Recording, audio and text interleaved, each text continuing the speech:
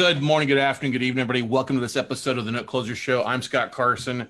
Excited to be here with you today, but even more excited to have somebody on as a guest on this episode of the podcast that I think you're going to really love hearing from. We have a very special guest. Somebody that's been a friend for, going on about 6 or 7 years now. Goes back to my time of teaching in California when I was on my traveling across the country. A guy who has got a diverse background, but came in, saw something, and changed up kind of what his focus was on with his background. I don't want to take any of his thunder because he's got a great story, but we're honored to have our buddy Desi Arnaz join us from San Diego, California today. What's going on, Desi? Hey, Scott, man, everything's going pretty cool out here in California. Cool compared to the 90 degrees here in Austin right now, huh? Now, we're about 72, 73 right now, which is kind of perfect for San Diego. I love it. Yeah, why don't you just rub it into everybody across the country that you're watching. But Desi, why don't you take a second and share a little bit about your background? I mean, you've got years and years of experience as a realtor out there, but why don't you share kind of your real estate / entrepreneurial journey? Okay, sure. I'll be happy to. Well, let me see. I got my real estate license in 1980, so that's probably before you were born. Not quite. I was a youngin', but not quite. And I got my broker's license at that time too, and I became a broker of a Century. I owned a Century 21 franchise, and I started flipping houses and investing in real estate, and that's pretty much what I did until I met you. Really, I was either flipping houses, investing in real estate as a landlord, or I also owned a couple of mortgage companies through my career. But in 2013, I remember it was the 4th of July. I was up early, surfing the internet, waiting on my wife to wake up because we were going to go to the beach that day. And I found you on the internet, and I was like, what is this? He's talking about buying paper and investing in mortgages. And even though I had a bunch of real estate, I didn't own any paper, and I didn't know anybody that did. And so I started really kind of delving into what you do. And then it turns out you were going to be coming, I think, that very next month, August or September of that year, you were coming to San Diego. So I said, hey, that's cool. That works for me. So I signed up for your weekend course and went there, and just my mind was blown, man. I said, look at this young guy, man. He's out here doing it. And you made it a pretty sweet offer for me, which I took advantage of. I don't know if I could share what your deal was back then. One of the things I used to do as well, too, is I told people, I offered up that, hey, if you come to one of my workshops and you do a deal within, I think, 90 days of the class, the last day of the class, I'll refund back your tuition, because it was a great way. And Desi did that. He went out and landed him a deal in 90 days and sent me an email and said, hey, closed on a deal. I was like, hey, I'm glad to refund that money back. It's a great testimonial for my teaching. I had to actually stop doing that because so many people were closing deals. I was like, man, I'm not making any money in my class. Well, yeah, I felt bad that you weren't making any money. And then, Scott, to top it off, you flew from Texas to California to refund me my money. I mean, I had no expectation of that. I thought, first of all, I wouldn't even get my money back. And I didn't care because I had done so well I bought 6 notes. I had done so well on that trade. And, but you did it, dude. So I've been telling people about you ever since. And then I went on to just kind of do a little bit of getting out of my assets. And by February of 2016, I actually sold the last of my rental properties, which was someplace down in Georgia, someplace in Georgia. And I'm all paper. And so I went into semi-retirement because I switched from non-performing to performing, right? Because I wanted the cash flow at my age. Right. So I was collecting the cash flow and just really enjoying life, traveling a lot with my wife. And then my youngest daughter came to me and said she wanted to learn to do what we do. She had worked for me when I owned a mortgage company, but she quit when she was a teenager and said she wanted to get a real job working for somebody else. So I said, go knock yourself out, honey. She came back and said, okay, show me what you guys do. And so that kind of dragged me back into the business, but I'm doing it with love. It's a labor of love. And that's what got me back on track again. And we're buying a lot of stuff now. A lot for me. Now, by your numbers, Well, but That's the beautiful thing, Desi, is that and as I always say, everybody's got their own business model, right? Everybody has their own numbers that they're looking at hitting. They're looking at different things and completely things. And what I love the best is you know 30 plus years as a mortgage broker when we met, and not a mortgage broker, sorry, a real estate agent and broker, and then a mortgage broker. We were talking the same language, you know. That's being a mortgage broker, and that's the thing. People realize everybody's in the paper game. It's just whether you're on the wrong side of the payment stream, whether you're originating or then you're flipping to the other side, like I did, like Desi did, and buying the distressed debt. And you went from buying non-performing to buying performing assets. You're like, hey, I'm. It's time for me to enjoy life a little bit. And you and your wife have been traveling. I've enjoyed the photos and things like that. Even invited you at the mastermind. I was like, oh no, I can't make it because we're on a trip. Which is great, which is what you've worked so hard to get to, right, Desi? That's correct, man. And I'm enjoying it. I really love it. But it was really a pleasure to me when my youngest daughter said she wanted to join me, because I thought it was going to be my younger son. But he seemed to have no interest, you know, and I think this is the kind of business that people should be sharing with their children and their grandchildren. You know, they should be teaching this stuff because you don't learn this stuff anywhere. You know, I made a lot of money in my day, but this is the best way to make money ever, in my opinion. Well, it's the thing. You can do this business from anywhere, and you're in San Diego. Now, are you buying a lot of California assets or doing some stuff, or what part of the country are you kind of finding your deals for the most part, Desi? Well, let's see. We closed 3 of them Friday. One of them is actually in Minnesota, the first one I've ever purchased in Minnesota. And mostly, though, in the Midwest and the Southeast. Okay. You know, cool. Yep. The areas you taught me. Well, that's the areas where there's product. That's the beautiful thing. Minnesota, hey, you're in my homeland there. It's a good. You got to be careful there now in the winter, hey? But that's a good. What part of Minnesota? Do you remember what area? I don't know, honestly. I know it starts with a C. Is it Cloquet or something like that? They got those weird Indian names up there for the city. Cloquet. I think that's the town it was in. Hey, it's a performing note, I take it? That one actually is a non-performing asset. We're back to buying non-performing because, you know, my daughter's working the business and she's actually built herself up a little staff. She's got folks here now that do the due diligence for her, and she's got an asset manager that works actually under her. And so I told her, you know, I like buying performing, but she's young. I think she should be focusing on picking up some non-performing stuff because she doesn't mind doing the work. You know, I didn't want to do the work. Well, that's the beautiful. You've got that both sides of the equation there. I think everybody needs to have performing notes because it's a great way to build cash flow, pay your bills.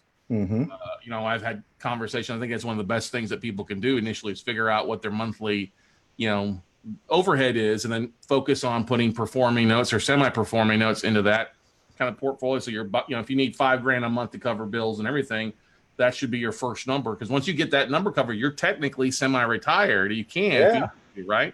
Yeah. To work that aspect. And then you've got the energy, because it does take a lot of energy with the non-performing stuff. It's more labor intensive with the workouts and negotiating with the borrowers and tracking people down and doing that aspect of things. Whereas a performing note, hey, let's look at the payment stream and look at the values and the yield and go from there, right? Yeah, I like that too. And, you know, I love the fact that my money's working now all the time at double digits. And when I had my real estate, I never really took the time to really figure out my yields on my real estate until I met you, right? And once I did, I went back and looked at my portfolio for like 3 years, and I was averaging between 7 and 10%, right in that range after all the dust settled. And I was a landlord dealing with all the headaches. And now I make more than 10% on a regular basis all the time, as a matter of fact. If it's not 10%, I'm not even interested at all. And I don't have to deal with any of that stuff. You know, it's wonderful. I mean, you don't want to go back to the world of toilet stands and trash outs? If I do that, Scott, I give you permission to take a baseball bat and just beat me in the head, okay? I'll just give it to your wife because she'll do that enough for you. No, you don't. She'll do it just for no reason. You know? Hey, now she's not there, obviously. No, she was here earlier. I just took her back to the house. She likes to come in and pretend that she's working for an hour or so every day. Because I live in a senior community, And in my community, even though I'm 66, I'm one of the younger ones. Yeah, I So would she's say got to that. get out of there, man. Yeah, exactly. Well, it's the thing. It's a beautiful thing with your business and things like that. Now, question for you: with you being in that area for so long and having being well known on that, are you getting a lot of people? And I'm going to kind of phase this into questions. A, are you getting a lot of realtors? Like, what did you do coming to you to kind of change what you're doing and tell me more about it? Or is it mostly investors from your network there that are coming to you? Hey, tell me more about what you're doing. Are you and go from there. Yeah. Well, lately is I have had more realtors than I'd say in the last this year, the last 6 months, I've had more real estate agents contact me than in the entire 6 years before. It's just really strange, and I don't know where it's coming from because I'm not doing anything to solicit any business from Right. any realtors. It's not like I'm targeting them, but most of the business that I get, well, basically, here's how I work. If I have cash, then I don't really bring anyone else to the table when I'm about to buy an asset. But if I don't have the cash, then I'll partner with somebody to pick up an asset, and we'll just own it together, and then we'll split the payments and split the split The any profits. profits that are made on the deal.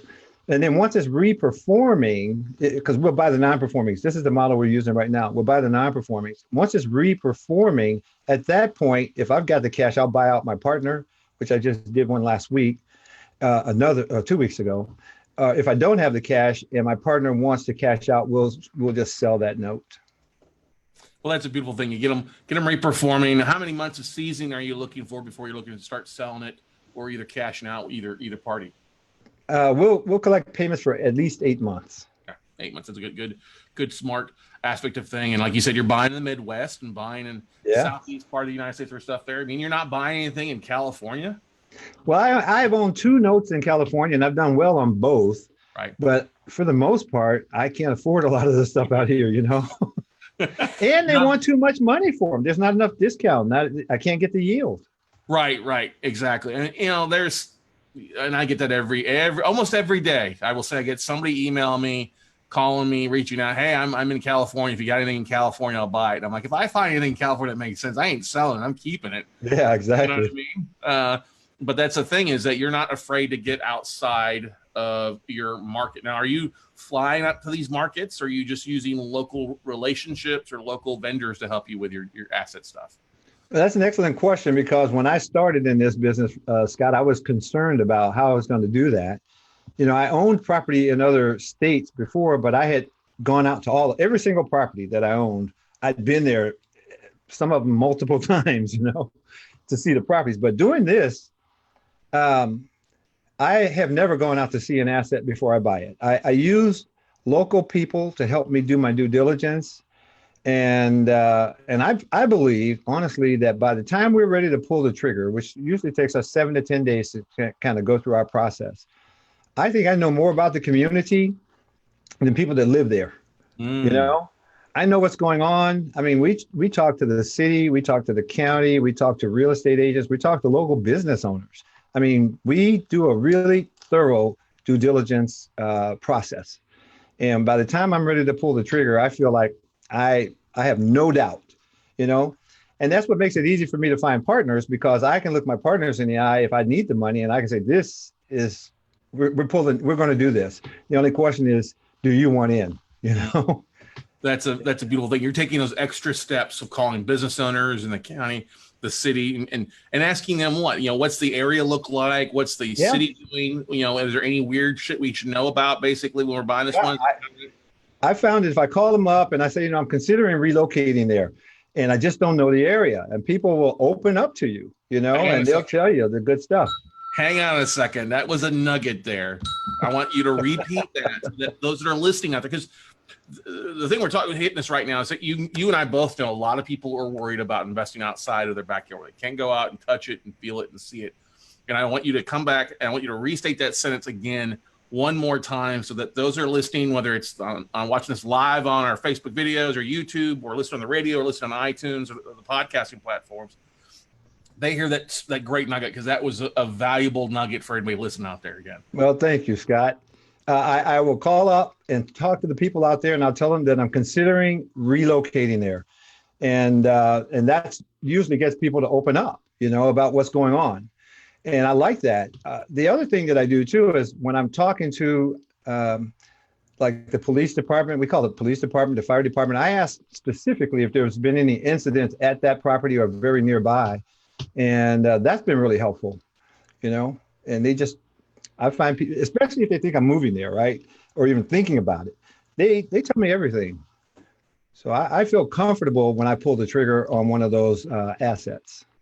Any surprises popped up from when calling the fire department, the police department, inquiring about an asset? Anything that's maybe on an asset you closed, maybe on an asset you didn't close on that you found out?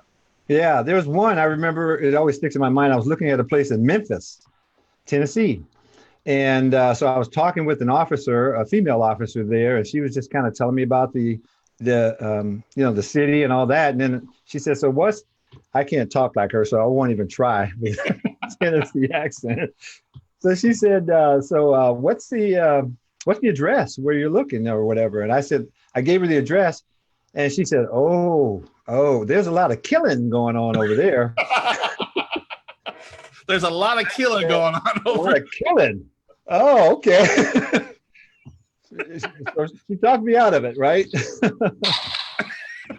Yeah, there's some killing going on over there. So to this day, I still haven't bought anything in Memphis. I don't know if the whole city is like that, but she kind of scared me away.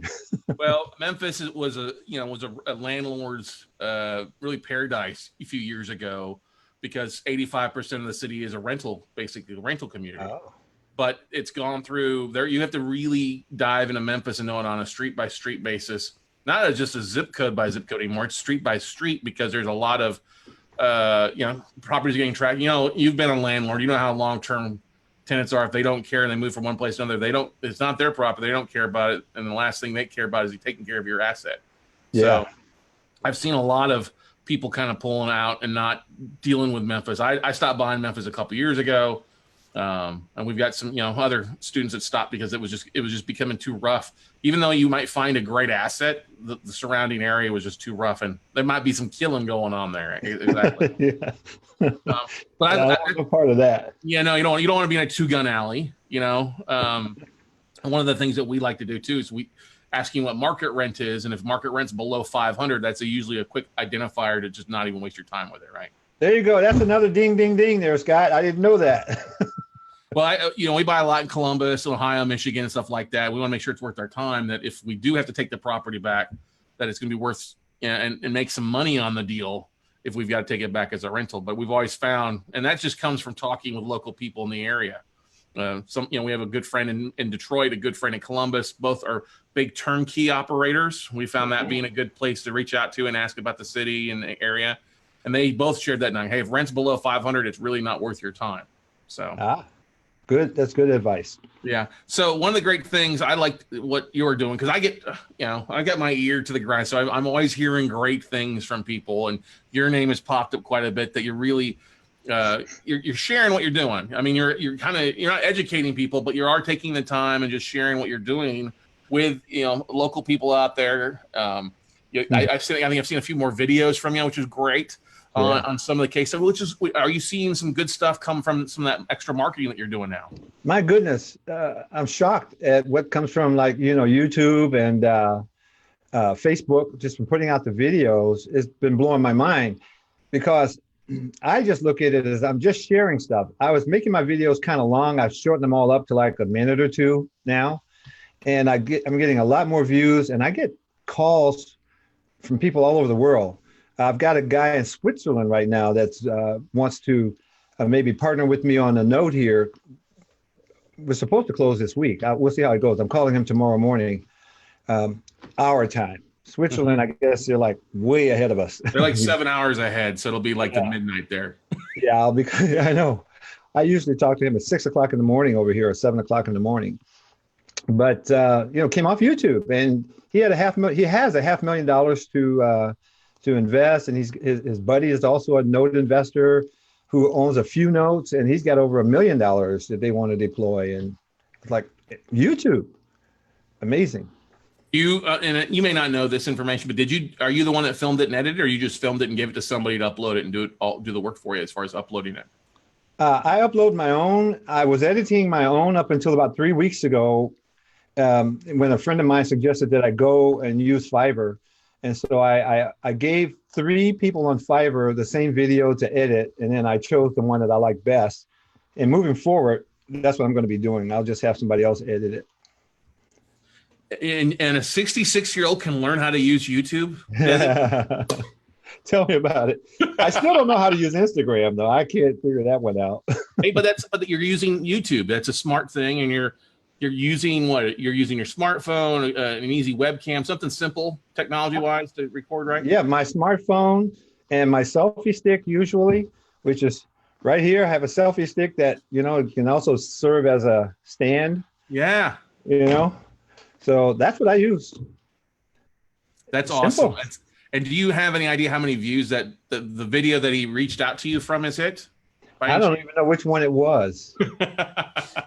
But I did make a video called Introduction to Notes. It was kind of a long video, 7 minutes, but I've had about 20,000 hits on that thing. Yeah, I know. That's what I was trying to get at, because you did and I love it because it's 7 minutes just talking. You're just having a conversation, sharing the 411 on note investing. And it's done tremendous well. It's got those high points, key points, just a basic information thing. Yeah. And 20,000 hits on the video is phenomenal. For me, it is. Well, no, that's phenomenal for anybody. I mean, especially in our little niche of note investing, it's, you're not going to have probably 20 million, right? But 20,000 hits, that's a beautiful thing out there. I mean, we've got a few videos that have done well, but I'm happy we start hitting 500 to 1,000 hits on a video. Yeah. It does. Yeah, me too. But that's the thing. So a video on YouTube led to potentially $1.5 million in private funds, is what you're saying. Yes. And that was just in the last 30 days. And pretty much it's been YouTube or Facebook that has brought me all my private funds. Mm-hmm. And I did my first hypothecation deal recently. I'd never done that. And I kind of like it, got a downside, but for the most part, I like borrowing the money, and then I just own the note. I don't have a JV partner or any partner. I just own the note, and I just make, just like borrowing from a bank to buy a house, right? Mm-hmm. Exactly. Same thing. Exactly there for it. Now, what's been the biggest surprise? And let's say maybe there's a stumbling block along the way, because you came to the class there and you took some time off. You got your daughter came back, is excited some things. What's been a little bit anything that's been a little bit more of a learning curve for you? Yeah. I hit you right there with that tough questionnaire. I knew you didn't expect it, right? I didn't expect. Well, we don't rehearse first, right? That's right. I was trying to pry information out of you yesterday. I was like, Scott, what are we going to talk about? You said, just show up. Okay. Well, I would say this. It is more complex than it seems. And I think that people that just watch a few videos and don't actually take on a mentor, someone like yourself, I think that they are setting themselves up to fail, to lose money for sure, and to possibly just miss out on a real opportunity, because if they fail or lose any money, they're going to assume that the business doesn't work. But it does. Yeah. But I see these guys, they watch a few videos and they think, okay, I got this. It's not rocket science. I got it. But you don't. It is a different mentality than coming from a fix and flip side or a landlord side. I mean, it's attractive in some things, but it's a whole different mindset being a banker versus a fix and flipper, right, Desi? Oh, 100%. Yes, you're completely right, Scott.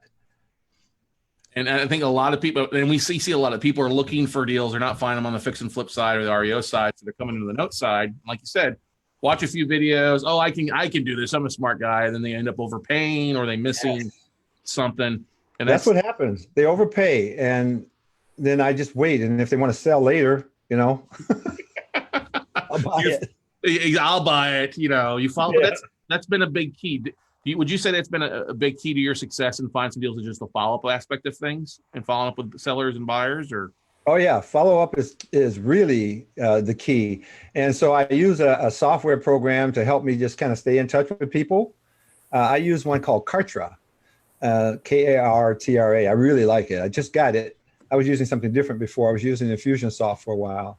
But Kartra is really good. It's all inclusive. I'm not trying to plug it or anything, but But it's that's just a okay. good, it's a good system. And what do you mean? And you're using it basically send an email out, and then you just follow up with people on a regular basis or on a Yeah, I, cellular. I recorded a series of emails for different topics, videos, I should say, Okay. for different things to follow up with. Pretty simple. They're all really short, a minute, minute and a half at the most. And then I put those into some emails. And so, like, if you were to call me up and we just had our first conversation, you're going to get a video from me in an email. Just say, hey, good talking to you. It's not addressed to you specifically, but just it's good talking to you. And you're going to be getting more emails from me, and I'm going to be educating you a little bit about investing in notes. I don't try to make it as though I'm some sort of guru, but just a little bit, because most of the people that call me, Scott, really, they don't know a whole bunch at all. Mm-hmm. And I know that when I was a brand new investor in this, the only reason I had the courage to take the jump was because you were there, you know. But if you weren't there, I doubt if I would have purchased anything. If I didn't know that you had given us your cell phone number, if I didn't know that I could reach you, I know I would have spent a dime. Well, but I think it's a powerful thing. Is as I've always said, everybody's brand new at some point, right? No matter what type of field you're in, whether you're a realtor, mortgage broker, note investor, fix and flipper, we got to start somewhere. And one of the most important, most valuable things is having somebody to reach out to. And I was very blessed to have somebody I could talk to across the room for 4 years before I started getting the note business. And that's the thing is I've answered phones. I mean, I know about, we have had conversations over the years. I'm like, I know that you were ready. You were so excited to get rid of those Georgia rentals. I think those are the last ones. And you were like, it's going to be a vacation once I get rid of this. You're laughing because I'm hitting the nail on the head, right? Yeah, right on the head, man. Right on the head. And I feel bad now for people who don't quite get it, especially when I try to tell them, but I think maybe as I've gotten older, I have less patience, and I don't even try to convince people anymore. It's like, you don't see it, so be it. Hey, that rhymes. You don't see it, so be it. You should use that somewhere. You don't see it, so be it. That's good. I like that one. We'll have to use that on the title there. You don't see it, don't be it. Don't whatever. You don't see it, so be it. With Desi Arnaz is the episode. That's a good one. Or a hashtag. But that's an important thing, and I'm glad that you said that, because I think sometimes people have to step back a little bit and realize we all have databases. We all have friends that we think would be awesome at doing some sort of stuff in the investing community.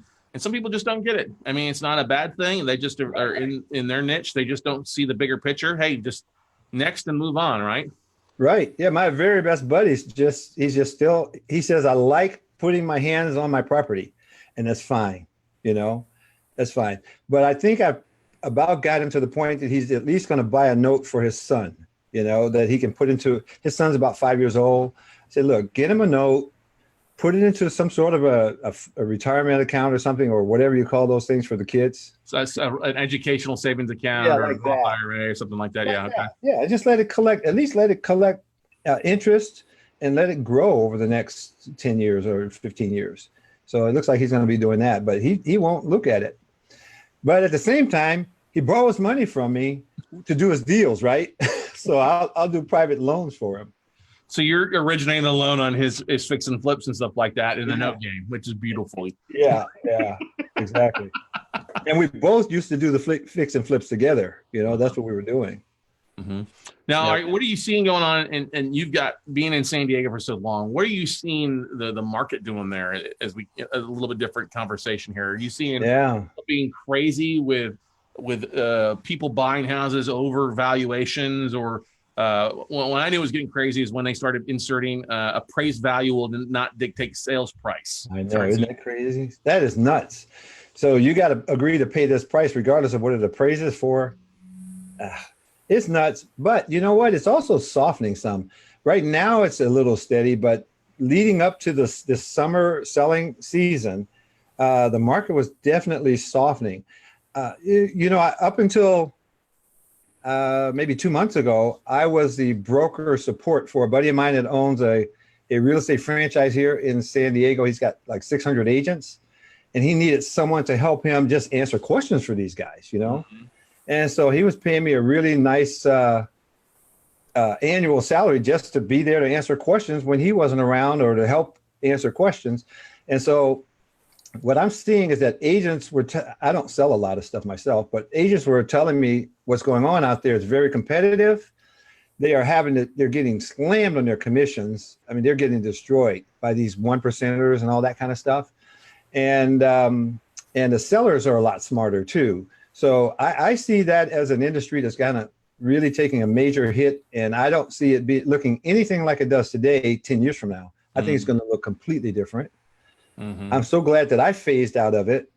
And what I also see right now is that what I also believe, having been through 4 decades of this type of stuff, ups and downs in the market, I believe now is the time people should seriously be looking at selling their real estate, if they're going to sell it at all. And now is the time to start picking up paper. Get out of the bricks and mortar. You're at the top of the market. Sell it. Now is it. Sell it, then focus on buying and double down into cash flowing assets of some sort, correct? Yeah. Or even non-performing. Yeah. But now is the time to do that. Yeah. Are you talking about Sam over at Big Block by any chance? No, not Sam, but you know those guys? I know those. I've known Sam for years. When you said 600 agents, he told me the other day that put something on. I was like, oh, okay, I think I know. Well, you can ask him about HomeSmart, because they are our number one competition. When I was still a part of the leadership team, we never had a meeting without talking about Big Block. You know, we beat those guys, right?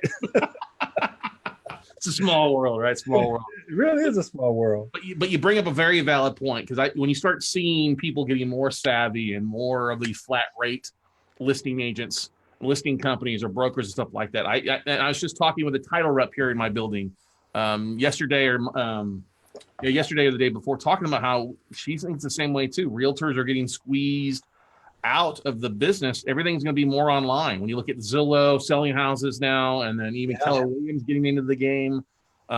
You look at Amazon coming out with a short. They had a online listing service online for like 2 hours before they took it down. Wow, I didn't know that. That was about 6 months ago, 6 months to 9 months ago. That should tell you something, that you've got to be looking for doing. Do you see that a lot of realtors struggle with the marketing side, or like the long-term putting a business or putting a plan together versus like the hand to mouth kind of aspect of, hey, I got to close something to pay bills aspect of things? Yeah, most of the realtors that I have worked with don't see themselves as being in business. They see it as like a job. They don't see it as they need to really think about how they can build this business, because it is a business, right? Mm-hmm. And the successful ones, which there are some really good ones out here in California. I mean, I know several that make $1 million plus a year selling houses, but you know, they have their whole businesses structured. They have people that do everything, and they put systems in place that make sense. But yeah, most agents don't get it.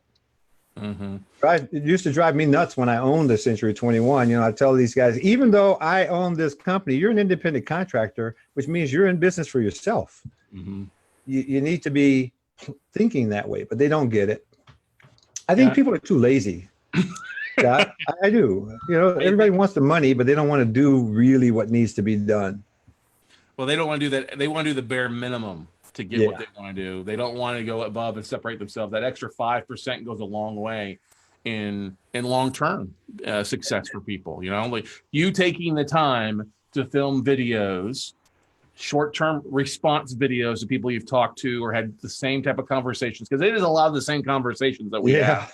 You know, that's a system right there. And recording it and putting it online and sharing instead of having to answer the same question 1,000 times, you record the video once and let it get viewed 1,000 times to save your time. So you're not working so hard. You're enjoying life there in sunny San Diego, right? Yeah. I just started something else too. I didn't used to do this, but what I would do when I had a partner that was going to go on a note with me, I would get them on the phone or on a Zoom or something like that, and we would go through the due diligence, you know, in advance. But what I started doing about a month ago was just recording the due diligence, and then I just send it to them, and then we just have a quick conversation afterwards. Instead of spending 45 minutes on the phone, now I'm on the phone for 10 minutes, and then we do the deal, or we don't. Right. It doesn't matter to me either way. I just ask for thumbs up or thumbs down. None of this stuff, let me think about it. It doesn't matter, I'm not going to hate you if you say no, but if you waste my time, then I'm just old. I'll kick you to the curb. If you're wasting my time, I've only got so many Christmases left. You know what I mean? Maybe a dozen. No. Come on now. Hey, let's throw 24 to 36 on there. With that beautiful complexion, you don't even look close to your age, Desi. I mean, well, thanks. That's the beautiful thing about it. But you hit something very valuable on the head there. Like, don't waste my time. Either you're gonna do it or don't do it. Give me a thumbs up. Give me a thumbs down. Don't waste my time. But you also took pride in your time, because obviously you're already going through due diligence on the front end before you even start marketing it. And so you're saving that information. You record the short PowerPoint or the Zoom call, which is very easy to do. Like, we're using Zoom right now to record this. And then you're just sharing the video. Hey, here's what we found. Here's what our due diligence is. Here's the goods. Here's the bads. Right. And they can watch it at their own, versus you wasting 45 minutes of your time for them to think about it. This way, it saves you an hour each time you send it out. Yeah, and it's been wonderful. And guess what? My partners like it better. They don't want to spend 45 minutes looking through this stuff either, And like you told us way back in the day, you said that once you've done business with people a few times, it's pretty much just going to be a phone call. And they say, "Do you like it?" And I say, "Yeah." And they say, "Okay." And that's that, right? That's what you told us the first day I met you. Well, and it still comes down because you put the time in, you're doing the due diligence, they respect you, and they'll go from there. And that's a beautiful thing when it's a win-win. Even if something has a tendency to go south, they know you're going to step in and take care of it and make them whole in one way or another, right? Right. Well, it is an investment, and so things can go sideways. I don't care how good it is; things can go sideways, and it can take longer than you thought, but knock on wood, we've never lost any money on anything, so maybe I just haven't done enough deals. I lost money on real estate, though. Well, the beautiful thing about buying now is you're usually buying a lot cheaper, so you've got some flexibility there, right? Yeah, I got room. What's the biggest nugget you would give to somebody who's thinking about getting into the note business, Desi? Get with somebody who's already been there, done that, and you can document it, and if possible, get a mentor. If you can afford it, get a mentor. If you can't afford it, get a mentor, because what's going to happen if you don't get a mentor is you're going to pay for a mentor, but you're not going to have one. If you know what I'm saying. You're going to take the School of Hard Knocks mentoring and end up losing more money versus the speed to profitability or speed to success that a mentor can have. I'm a big advocate of coaching and things like that. I have coaches for a variety of different things, not only just in my business, but in our podcasting and marketing. I know you do. It's been the best value that I have. We all have I should say equal mentoring is a good thing. Asset protection is a good thing too, to help you keep your assets out of a sling, and that's one of the most valuable things you can do. And it's not every deal is a home run. A lot of singles and doubles and base hits, and you get a few home runs in there. But you've got you as long as you know what's going on and you're taking those little extra steps, it's saving you from making those moments that you would have gotten if you hadn't called that cop in Memphis to avoid the killing. Yeah. Killing going on in there.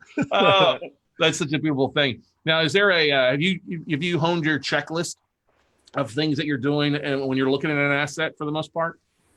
Yeah. Oh, definitely. It's fine-tuned now. And I call it like a 57-point checklist, but I don't know how many really there are, I know that there's a lot. And as far as honing it in, yeah, we've got it pretty dialed in. And I use this software for reminding me what to do. I use Insightly. I don't know if you've ever heard of that. Great software. Yeah, Insightly. Yeah, awesome. I really like it. I use Insightly because it gives me this checklist. Okay, don't forget to do this. Don't forget to do that. And so I can get through the due diligence. We divide our due diligence up into two parts. We call it pre-search. That's preliminary research. And then due diligence, and the pre-search, we kind of zip through stuff pretty fast. We might get a tape of 100 and zip right through that preliminary research based upon a few things that are important to me, and then from there, I will then go a little deeper on the ones that I like. Or the ones that you get accepted. There's no reason to do deep due diligence. The ones that I get accepted. The ones that I get accepted. Yeah. Yeah, that's such a smart way of doing things. That was a thing that saved hours and money, and it allowed for me to get a lot more bids accepted, was dividing that aspect up instead of trying to get everything done on the front end and not getting bids accepted, to making more bids and then controlling the asset and then really doing a deeper dive to make things happen. Yeah. That's so smart, Desi. So proud of you, man. Well, you know what, Scott? I learned that from you because I was doing it the other way. I think everybody was at some point. You just gotta. I was on one of your podcasts or one of your webinars or something, and you're talking about splitting it up, and I said, "Duh," It's all right, everybody. I did it wrong for a while. For a while, trying to figure things out. You've got a city that you got an area that you really love. I mean, that you've been investing in, an area that just anytime you see, you love buying in? Yeah. I haven't purchased anything in Texas, but I really want something in Texas, but I've never the best bidder. I think maybe you guys are paying too much out there, perhaps. But I also like Florida, and I don't know why, but I've had good success in Florida. And so when I see things in Florida, like the 3 of them that I'm closing on this week, are in Florida, 2 commercial and 1 residential. Nice. Let's talk about the commercial deals. What type of commercial properties? They are one was a doctor's office, and now it's some other type of business, but not medical. And they're both owned by a doctor. Okay. And she came off of a mailing piece, right? Because you send out direct mail to people who own stuff. And so we're buying both of hers. She retired, sold her properties with seller financing. Now she wants to just cash out. And we got them at a pretty good price. I'm very happy with the price. And so I know we're done with our due diligence. I had just a question. She actually let me speak to the borrowers. Yeah, nice.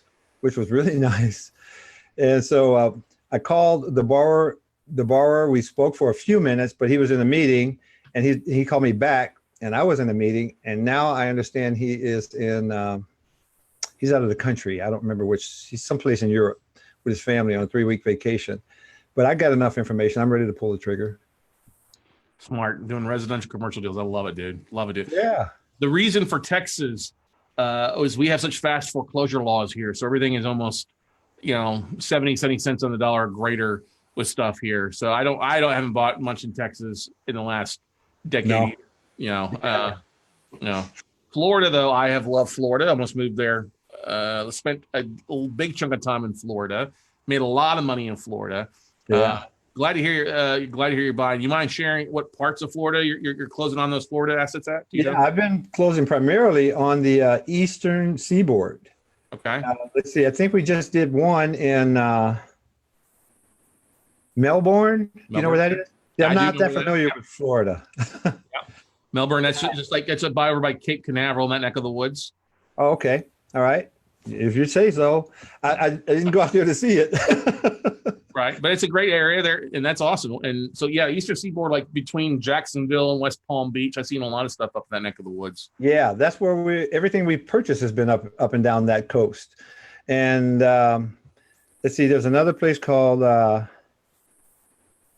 Bonifay. Have you heard of that? I have heard of it. I'm not sure where. Yeah, me either. It is, but if the numbers make sense and the deal. Yeah, the numbers make sense. And then just north of Fort Lauderdale, we own something there now. I don't remember exactly. It's a senior moment. That's all right. Hey, there are plenty of senior places down there to live too. If you need to move someplace that's a little friendlier than California at some point. Yeah, I know. My wife was asking me today, where else would I want to live besides here? Because they're going nuts out here. With all the different taxes and everything else, they're going crazy. Yeah, it's as I like to make the joke, California's always been full of fruit and nuts, and with the droughts, all the fruit's dried up. You just got a bunch of nuts left. Be kind, because I'm still here. I know. I'm just joking. You're not a nut at all.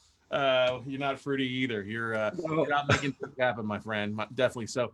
Desi, if somebody wants to reach out to you, talk with you, what's the best way for people to get a hold of you? Well, I like to tell people to go to my website because all my contact information is there. My website is investbrilliantly.com. Investbrilliantly.com. That's awesome. Yeah, thanks. That's a good stuff. And you've got your YouTube. What's your YouTube channel under? Invest Brilliantly as well, or is it different? No, actually, my YouTube channel is, I think it is just Desi Arnaz, I think. See, Scott, I mean, this is not my strength. I know, but the reason I bring it up is just because it doesn't have to be a strength. It is a strength, Desi, because you're doing it and you're doing things on a regular basis. And it's working. Marketing works if you actually do the work. If you're spending the time and doing it versus wasting time on other things, it actually works for you. And you did the video, it had 20,000 views. You didn't expect to get 20,000 views, right? No. You you expected, hey, get a couple hundred, great, or it's going to save you time more importantly, and you've got a great side win out of it, I would like to say. Yeah. Well, yeah, so if people go to investbrilliantly.com, all my contact information is there, Scott. Also, my note vault is there because any assets that we want to sell, we'll just put them up on our website in something called the note vault, and people can just go there. If they want to buy it, fine. If they don't want to buy it, it's okay because they're all performing. And so I'm collecting payments anyway. So if you don't buy it, I just keep getting paid. Hang on a second. So you've got assets for sale on your website, investingbrilliantly.com, under the note vault. They go to your website and click on it. They got to fill something out to review everything? Yeah. They just have to give me their name and email address. Then they'll get one of my videos saying, hey, thanks for going to the note vault. If you didn't see anything in there now, come back again in a week. There you go. Now, are you buying, you sound like you're doing a little direct mail to owner finance note holders. Are you getting a lot of your deals from owner finance buyers or also getting direct from banks and hedge funds? Mostly banks and hedge funds.